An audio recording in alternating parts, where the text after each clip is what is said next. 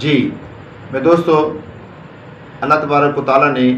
ایک ہمیں بہت بڑی نعمت عطا کی ہے جسے ہم صلہ رحمی کہہ سکتے ہیں،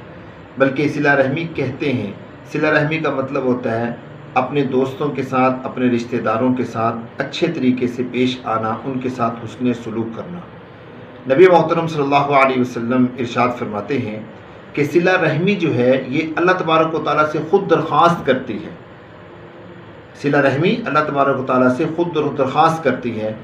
کہ یا اللہ، من وصلنی وصلہ اللہ، من قطعنی قطعہ اللہ، کہ جو مجھے اختیار کرے اے اللہ تو اس کو ملا دے، یعنی جو میرے ساتھ صلہ رحمی کے ساتھ لوگوں کے ساتھ پیش آئے اے اللہ تو بھی اس کے ساتھ صلہ رحمی کے ساتھ پیش آ، اور جو مجھے قطع کر دے اے اللہ تو اس کو قطع کر دے۔ حدیث پاک کے اندر آتا ہے، نبی محترم صلی اللہ علیہ وسلم ارشاد فرماتے ہیں لا يدخل الجنت قطاۃ، قطع رحمی کرنے والا کبھی جنت میں داخل نہیں ہوگا۔ اور ایک حدیث مبارکہ میں آتا ہے، اللہ کے پیارے پیغمبر نبی محترم صلی اللہ علیہ وسلم ارشاد فرماتے ہیں کہ شب قدر یعنی 27ویں رات میں اللہ تبارک و تعالیٰ ہر انسان کی بخشش فرما دیتے ہیں ماں سوا اس شخص کے جو قطع رحمی کرنے والا ہو، یعنی اپنے رشتہ داروں کے ساتھ قطع تعلقی کرنے والا ہو، اللہ تبارک و تعالیٰ اس کی کبھی بخشش نہیں فرماتے۔